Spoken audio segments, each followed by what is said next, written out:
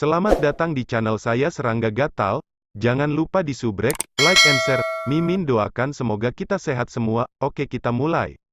Guanzu, satu orang dan satu pedang, membunuh Jin Xia Sensan pada hari kegembiraan klan Tao kuno Yun. Dia sendirian, tapi rasanya seperti memasuki alam tanpa siapapun. Pada akhirnya, Yun Changhong, kepala klan Yun, bahkan harus berlutut di tanah untuk menebus dosa-dosanya dengan imbalan kelangsungan hidup klan. Setelah berita itu menyebar, para pembudidaya di seluruh dunia merasa tercengang. 3 hari lalu, gejolak-gejolak akibat pertempuran Zixiaotai masih beredar di dunia.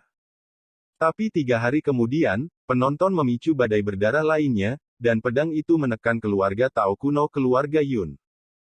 Ini tidak diragukan lagi terlalu kuat dan sepenuhnya menumbangkan imajinasi dunia. Apakah ini perhitungan yang kuat?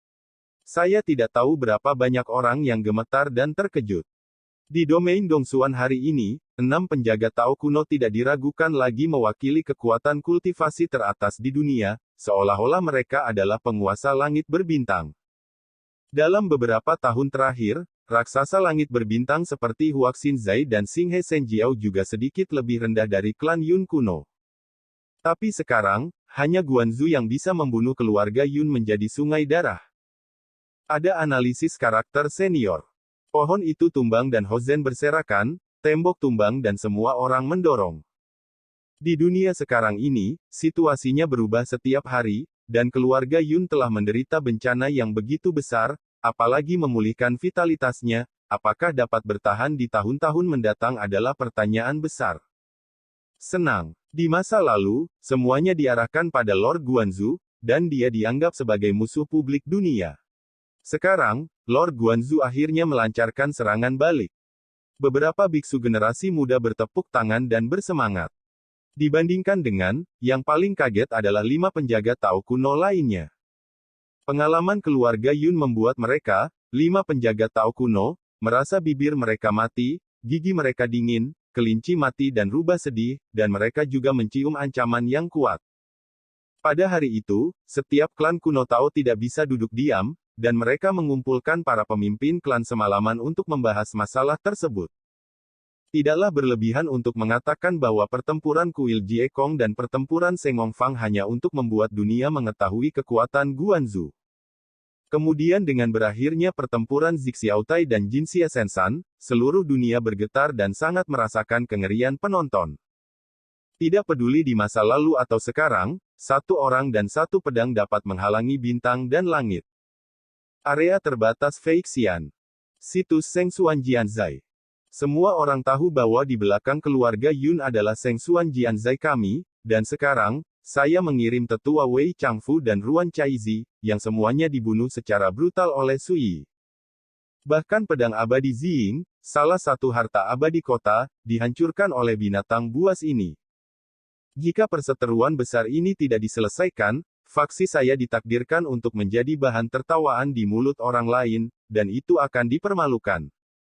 Di sebuah istana yang dipenuhi kabut peri, duduk sekelompok tokoh tingkat tinggi dari Suan Jianzai. Pada saat ini, seorang pria berjubah merah membuat pernyataan dengan marah, dan suaranya menyebar ke aula, yang juga membuat ekspresi semua orang yang hadir cukup suram. Keluarga Yun mengalami bencana besar, menyebabkan Shengsuan Jianzai mereka kehilangan muka. Kematian Wei Changfu dan Ruan Chaizi benar-benar membuat marah semua orang di Shengsuan Jianzai. Ya, masalah ini tidak boleh dilepaskan. Seseorang adalah pembunuh. Di masa lalu, Shengsuan Jianzai kami juga merupakan pembudidaya pedang terbaik di dunia. Bagaimana kami bisa begitu terprovokasi? Seorang raja alam gua, dengan mengandalkan rahasia reinkarnasi, berani menunggangi kepala kita untuk menghasilkan banyak uang, apakah itu dapat ditoleransi atau tak tertahankan? Melihat kemarahan orang banyak, Shengsuan Jianzai yang terdiam beberapa saat tidak bisa menahan cemberut, dan langsung menyela, apakah kamu akan mati? Satu kalimat membuat semua orang di aula terdiam, dan ekspresi mereka tidak pasti. Jika kamu pergi ke dunia luar, kamu akan dibatasi oleh aturan Zhoutian, dan kamu hanya dapat mengerahkan 40% dari kekuatan Juxia Realem. Hua Qinghai tampak bermartabat dan berkata dengan dingin, dan Suyi itu, selain menguasai rahasia reinkarnasi yang secara alami menahan kita, dia juga memiliki kartu truf lain di tangannya. Jika tidak demikian, bagaimana mungkin dengan mudah menghancurkan pedang Ziying dan menghancurkan formasi 36 pedang absolut abadi? Bagaimana bisa Wei Changfu dan Ruan Caizi menderita? Kata-kata ini membuat suasana di aula menjadi tumpul dan tertekan, dan semua orang merasakan sesak napas yang tak terlukiskan di hati mereka. Diintimidasi sedemikian rupa, apakah Anda hanya mencubit hidung dan menahannya? Tunggu. Saat itu, ini adalah waktu yang tepat untuk membersihkan Putra Sui. Selain itu, saya percaya bahwa selain kita, ada kekuatan abadi lainnya di dunia yang akan memilih untuk bertindak pada saat itu. Kita dapat memanfaatkan situasi ini dan memberikan pukulan kepada Sui Lei. Aku sudah selesai, siapa yang punya pendapat? Hua Qinghai melirik semua orang yang hadir. Semua orang diam dan tidak ada yang keberatan. Tiba-tiba, seseorang berkata, "Kepala sekolah, bukankah leluhur Hong Yu sudah terbangun? Jika leluhur Hong Yu dapat bergerak, dia dapat dengan mudah membunuh Sui." Leluhur Hong Yu, seorang manusia abadi dari Sengsuan Jianzai, yang menderita bencana di zaman kiamat Dharma, direduksi menjadi roh mati seperti semua orang yang hadir di sini. Belum lama ini, leluhur pendiam Hong Yu terbangun. Hua Qinghai menghela nafas dengan lembut, saat ini, bahkan jika yang abadi terbangun, mereka tidak akan dapat memanifestasikan dirinya. Mereka harus memanfaatkan semua waktu untuk memulihkan vitalitas mereka, apalagi berjalan di dunia, tidak mungkin meninggalkan makhluk abadi yang terbang ini. Daerah terlarang. Dengan kata lain, jika ingin berurusan dengan Guanzu, jangan harap roh mati seperti nenek moyang Hong Yu membantu dalam waktu singkat. Waktu yang sama. Dia benar-benar membebaskanmu dari kekuatan kutukan di tubuhmu. Mo Qingzhou terkejut, mata bintangnya yang indah melebar. Wanita yang menyamar sebagai pria, keturunan abadi dengan pesona luar biasa, memiliki kejanggalan yang langka. Li Zong menundukkan kepalanya, menekan kegembiraan batinnya, dan berkata, "Melapor kepada Nona, lelaki tua ini sudah sangat tua. Aku tidak percaya." Mata Mo Qingzhou halus dan dia berkata, "Kamu tidak perlu menutupi kegembiraan batinmu, ini adalah berkahmu, dan memang layak untuk bahagia." Setelah mengalami ini, aku juga menyadari bahwa jika aku ingin bersama Sui, tidak sulit untuk menjalin hubungan yang baik. Li Zong berbisik, "Nona, menurut lelaki tua itu, jika Anda dapat memperlakukan orang dengan tulus dan memanfaatkan kesempatan untuk menunjukkan niat baik kami, saya yakin Anda pasti akan mendapatkan niat baik dari sesama Taoisu." Mo Qingzhou tersenyum dan berkata, "Apakah kamu ingin aku tunduk padanya?" Li Zong kaget, punggungnya dingin, dan dia berkata dengan cepat, "Nona, jangan salah paham, lelaki tua ini tidak pernah bersungguh-sungguh." Mo Qingzhou menghela nafas dan berkata, "Ini salahku, ketika aku mengirimmu untuk bertemu Na Sui untuk pertama kalinya, aku mencoba membuatnya tetap di sisiku untuk berkultivasi. Sekarang sepertinya dia tidak tahu harus berbuat apa. Semua itu mungkin tergantung pada orang lain, dan saya tidak akan pernah memilih untuk bergabung dengan kam saya untuk menghindari bencana." Berbicara tentang ini, dia tiba-tiba tersenyum sedikit, dengan kekaguman di matanya, dan berkata, "Kamu sangat baik, dan sekarang kamu telah menjalin hubungan yang baik dengan Sui, sehingga akan ada peluang di masa depan. Itu akan membuatnya berubah pikiran tentangku." Li Zong buru-buru berkata, "Alasan mengapa lelaki tua ini dapat memperoleh keberuntungan hari ini adalah berkat bantuan dan dukungan dari nona muda, dan dia tidak akan pernah mengambil pujian untuk dirinya sendiri." Mo Qingzhou tidak bisa menahan senyum dan berkata, "Oke, karena Sui memiliki sesuatu untuk ditanyakan kepadamu, maka gunakan kekuatan kami untuk membantunya melakukannya dengan indah." Berbicara tentang ini, alisnya yang halus menunjukkan sedikit rasa percaya diri. "Dalam satu hari, saya ingin memperjelas semua Taoisme kuno di dunia ini, temukan saja petunjuk yang terkait dengan penjahit itu, Anda tidak hanya bisa mendapatkan kesempatan untuk mematahkan kutukan dari Sui. Kamu juga bisa menukar senjata peri dariku, Mo Qingzhou." Li Zong menarik napas dan terkejut. Bagaimana mungkin dia tidak jelas, "Nona, ini tidak diragukan lagi pernyataan yang jelas bahwa Anda ingin membantu Sui melacak keberadaan penjahit." Keluarkan senjata abadi sebagai bonus, ini sangat bagus. Su Yi sudah kembali ke kuil Jiekong ketika itu menjadi sensasi di dunia. Weizi kecil, jaga Wei tua dengan baik. Di ruang meditasi, Su Yi berbisik. Dia telah menggunakan teknik rahasia untuk melepaskan kunci tahanan pada Lao Wei. Namun, Lao Wei terluka terlalu parah, dan vitalitasnya hampir habis, dan butuh waktu lama untuk pulih. Jangan khawatir, Tuan Muda, serahkan saja padaku untuk mengurusnya. Wei San menepuk dadanya dan setuju. Kali ini, Su Yi berhasil menyelamatkan Wei tua, yang membuat Wei San juga sangat gembira, dan matanya memerah karena kegirangan. Su Yi meninggalkan ruangan dan langsung mencari Jiekong Swordsman dan Qingxi Swordsman. Waktunya singkat, dan banyak hal akan berubah jika sudah terlambat. Kali ini, kalian berdua akan pergi ke sana sendiri. Su Yi memberi tahu dua rencananya, berharap Qingxi Jianxian dan Jiekong Jianseng akan pergi ke Mingzu, di mana klan Tao kuno, klan Wen, dan organisasi assassin, Bliss, masing-masing berada. Keduanya dengan senang hati setuju. Tunduk pada kekuatan aturan Zutian, mereka saat ini tidak dapat berjalan bebas di dunia. Dengan beberapa teknik dan harta karun rahasia, cukup untuk menghindari serangan balik dari aturan Zutian. Seperti Li Zong, Wei Changfu, Ruan Caizi, dan lainnya, mereka menggunakan metode ini untuk berjalan di dunia. Sebelumnya, Su Yi telah mengosongkan properti keluarga Yun kuno, yang berisi sejumlah besar harta karun setingkat bulu. Beberapa di antaranya dapat berguna untuk membantu Qingxi Jianxian dan Jiekong Jian Biksu itu menghindari serangan balik dari pemerintahan Zutian. Su Yi berencana pergi ke Menara Empat Laut. Patriark, bagaimana jika seseorang menyerang kuil Jiekong kita? Biksu Kongzhao sedikit bingung di dalam hatinya dan tidak bisa menahan diri untuk tidak berkata, akhir-akhir ini, saya tidak tahu berapa banyak orang di dunia luar yang menonton gerakan di pihak kita.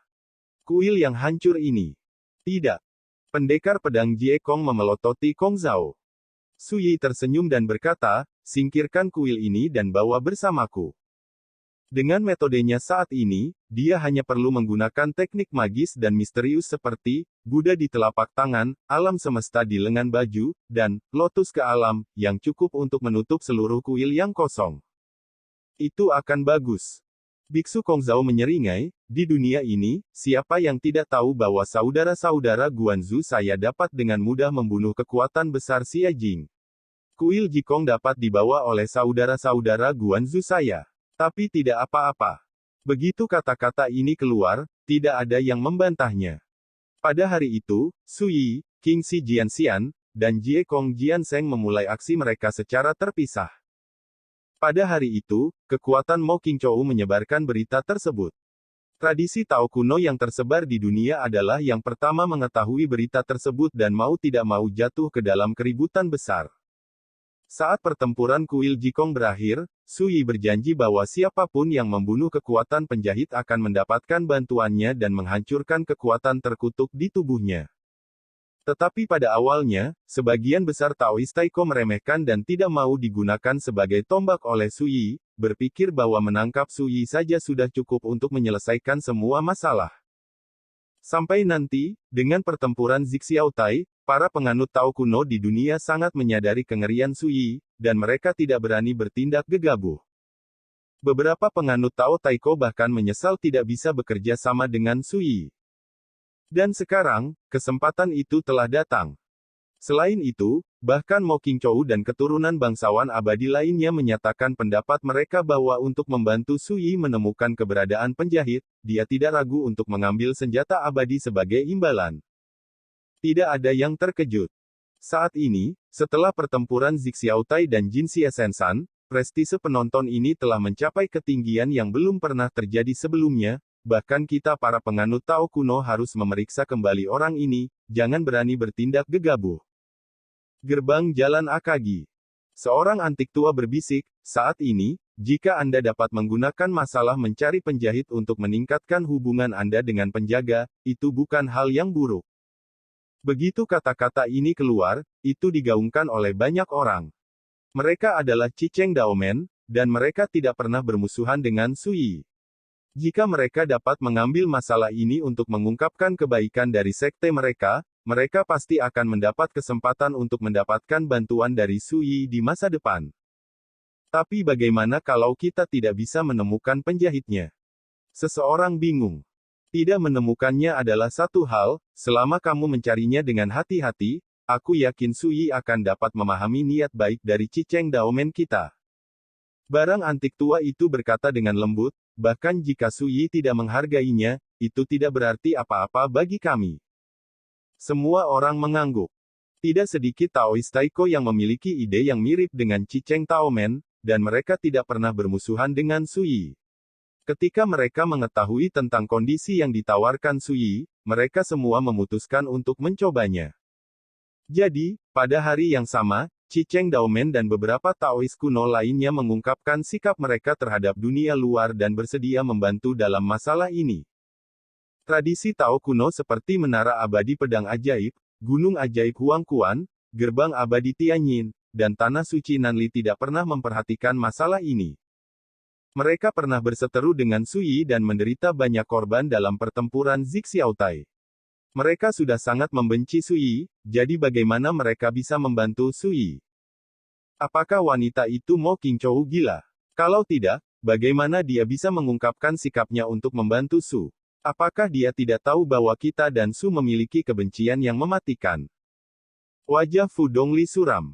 Belum lama ini, sekelompok makhluk abadi diadakan, dan sekelompok keturunan makhluk abadi serta kelompok teratas Taiko Dao berpartisipasi bersama, dan mereka membahas cara membersihkan Sui. Pada saat itu, banyak keturunan dewa dan penganut Tao kuno telah mengungkapkan pendapat mereka.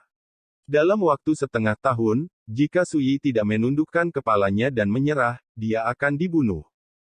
Tapi sekarang lebih baik, Mo Qingzhou, yang merupakan pemimpin dalam menahan kelompok abadi, telah mengubah sikapnya dan membuat pernyataan yang jelas untuk membantu Sui. Bagaimana ini bisa membuat Fu Dongli tidak marah? Tuan muda, lepaskan amarahnya. Mo Qingzhou melakukan ini hanya untuk menukar kesempatan untuk mematahkan kutukan di tubuhnya. Seorang budak tua berbisik, kekuatan abadi yang memilih untuk membantu pasti memiliki pemikiran yang sama. Dalam analisis terakhir, itu hanyalah sebuah transaksi. Semua ini tidak berarti bahwa Mo Qingzhou dan Taois kuno itu akan membentuk aliansi dengan Nasui. Kalau berani, kami tidak akan setuju, dan jiwa-jiwa mati di seluruh dunia tidak akan setuju. Setelah mendengarkan, Fu Dongli mengangguk. Ini benar, selama Sui memiliki kekuatan reinkarnasi, dia ditakdirkan untuk dianggap sebagai musuh publik oleh roh-roh mati dunia. Mo Qingzhou dapat memilih untuk berdagang dengan Sui. Tetapi jika Mo Qingzhou berani memilih untuk membentuk aliansi dengan Sui, dia pasti akan menderita permusuhan dari semua jiwa yang mati di dunia, dan bahkan Mo Qingzhou mungkin tidak dapat menanggung akibatnya. Hal yang sama berlaku untuk tradisi Taiko lainnya. Tempat tersembunyi. Tempat yang hampir tidak dikenal dunia. Ini juga merupakan retret bagi penjahit. Penjahit sedang menikmati teh. Dia telah memutuskan untuk mengasingkan diri untuk sementara waktu, meremehkan situasinya, dan menunggu kesempatan berikutnya untuk berurusan dengan Sui. Sebagai Master in the Dark, penjahit selalu sabar, meski butuh waktu lama, dia bisa menunggu. Namun penjahit tahu betul bahwa dengan perubahan drastis di dunia, tidak perlu menunggu terlalu lama. Sui, yang menguasai reinkarnasi, ditakdirkan untuk dilikuidasi. Master Agung Alam Juxia akan lahir satu demi satu, dan bahkan arwah yang telah meninggal pada tingkat keabadian akan terbangun satu demi satu. Mulai sekarang, di dunia ini, sekelompok pahlawan akan bersaing memperebutkan rusa, dan kamu, tuannya, adalah rusa. Bahkan jika aku tidak melakukannya, kamu akan mati. Bisikan penjahit. Dia mengambil secangkir teh dan mencicipinya dengan nyaman. Tuan, berita baru saja datang, dan ada perubahan drastis di dunia luar. Seorang budak tua berjalan mendekat dengan wajah muram. Pergolakan apa? Penjahit itu bertanya dengan santai. Budak tua itu dengan cepat berkata, dalam pertempuran Gunung Suci Jinxia, keluarga Tao kuno keluarga Yun dikalahkan. Penjahit itu menyipitkan matanya, dan tiba-tiba merasa bahwa teh di tangannya tidak berasa sama sekali. Aku yakin keluarga Yun akan sangat membenciku, berpikir bahwa akulah yang membocorkan kejadian di masa lalu, yang menyebabkan Guanzu membunuh keluarga Yun mereka. Penjahit itu menggosok dahinya dan mengingat satu hal, berapa banyak garis hitam yang tersisa di dunia luar. Budak tua itu berkata dengan sungguh-sungguh, melaporkan kepada Tuhan, menurut perintah Anda belum lama ini, budak tua itu telah memutus semua koneksi yang didistribusikan ke dunia luar, dan saat ini hanya ada 3 jalur tersembunyi yang tersisa untuk mematuhi perintah, berkumpul informasi. Penjahit itu berkata tanpa ragu, segera potong 3 garis tersembunyi ini. Budak tua itu terkejut dan berkata, Tuan, jika demikian, kita akan kehilangan semua kendali atas dunia luar. Jika sesuatu yang tidak menguntungkan terjadi pada kita, itu ditakdirkan untuk menjadi pasif. Penjahit itu berkata dengan acuh tak acuh, ingat, jangan pernah meremehkan Guanzu, orang-orang tua dari keluarga Yun itu pasti akan menarikku ke dalam air ketika mereka menghadapi bencana sebesar itu, aku curiga. Guanzu telah menerima saran dari Yun Changhong. Aku mengetahui beberapa rahasia tentang kita di sana. Wajah budak tua itu tiba-tiba berubah, dan punggungnya terasa dingin. Apakah kamu tidak pergi? Penjahit itu mengerutkan kening. Budak tua itu buru-buru berkata, Tuan, ada masalah lain. Berbicara, dia menawarkan syarat kepada Sui, meminta Mo Qingzhou dan sekelompok Taoist Taiko untuk membantu menemukan penjahit, dan memberi tahu mereka semua tentang itu. Tapi sekarang berbeda. Sui membuat tawaran langsung untuk menggunakan kekuatan Taoist kuno itu untuk menghadapinya. Ini tidak diragukan lagi berarti bahwa selama dia berani berhubungan dengan para Taoist kuno itu di masa depan, kemungkinan besar dia akan langsung dikhianati oleh para Taoist kuno itu. Melawan ular dan memukul 7 inci, membunuh orang seharusnya membunuh orang. Anda menonton serangan pertama tuannya, tapi ini permainan yang indah. Bisikan penjahit.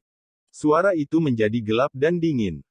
Kalau begitu aku akan bersembunyi sepenuhnya, memutuskan semua kontak dengan dunia luar, sampai setahun kemudian, pergi dan lihat apakah penontonmu masih hidup. Penjahit membuat keputusan.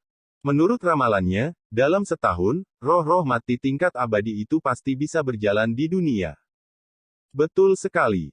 Tiba-tiba penjahit itu teringat sesuatu, dan wajahnya menjadi serius. Kuhe, ada satu hal, aku ingin kamu melakukannya sendiri. Mendengar Tuhan memanggil namanya, budak tua itu menyadari keseriusan situasinya, dia tidak bisa menahan keterkejutannya, dan berkata dengan sungguh-sungguh, tolong tanyakan juga pada Tuhan. Bawa 3 penjaga Senyin ke alam bintang sendu untuk jalan-jalan. Penjahit itu menarik napas dalam-dalam, mengeluarkan selembar slip giok, dan menyerahkannya, tunggu sampai alam astral ibu kota dewa, dan bertindak sesuai dengan instruksi di slip giok. Penjaga. Budak tua bernama Kuhe tidak bisa menahan napas dalam-dalam dan berkata, Tuanku, Senyin Wei adalah kartu truf kami yang telah kami sembunyikan selama bertahun-tahun.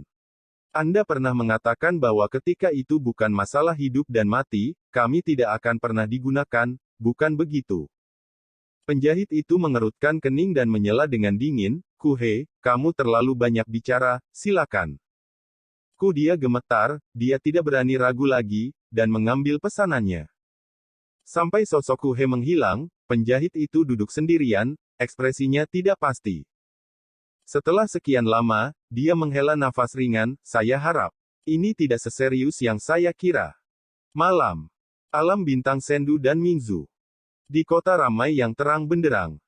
Seorang biksu dengan kaki telanjang dan kain kabung serta topi di kepalanya duduk diam di sebuah kedai teh. Pendongeng kedai teh meludahi tentang perbuatan legendaris yang berhubungan dengan penonton, sebuah cerita dari masa lalu. Biksu itu mendengarkan dengan penuh minat, dan di bagian depan pakaiannya, ada hembusan kekuatan cetak terlarang yang tertinggal dalam diam. Tiba-tiba, seorang pria berpenampilan biasa berbaju hitam datang, melihat biksu itu dari atas ke bawah, lalu perlahan duduk di hadapan biksu itu. Tuanku sudah memerintahkan agar kami tidak menerima tugas lagi. Silakan kembali, teman-teman. Pria berbaju hitam itu berkata dengan lembut. Biksu itu berkata dengan ekspresi lembut, biksu malang itu ada di sini untuk melihat keluargamu. Pria berbaju hitam mengerutkan kening, mengapa? Biksu itu mengatupkan kedua tangannya dan berkata dengan lembut, "Alkimia." Pria berbaju hitam itu membeku sesaat, mengerutkan kening, dan berkata dengan marah, "Nasib seperti apa, menurutmu keluargaku orang baik, atau menurutmu aku bodoh?" Ketika dia berbicara, dia bangkit dan pergi. Biksu ini terlalu aneh, jelas salah. Pria berbaju hitam itu menyadari ada yang tidak beres dan memutuskan untuk segera mengungsi. Saat dia berjalan keluar dari kedai teh, sebuah suara penuh simpati dan kasih sayang terdengar di telinganya. Wajah pria berbaju hitam itu tiba-tiba berubah, dan dia akan menggunakan metode pelarian untuk melarikan diri. Saya tidak pernah memikirkannya, lehernya langsung dicengkeram oleh tangan besar, tidak bisa bergerak. Mendongak, biksu itu menatapnya dengan senyum ramah. Sekian dulu update-annya, tunggu lanjutannya di channel saya Serangga Gatal, di subscribe ya guys. Terima kasih.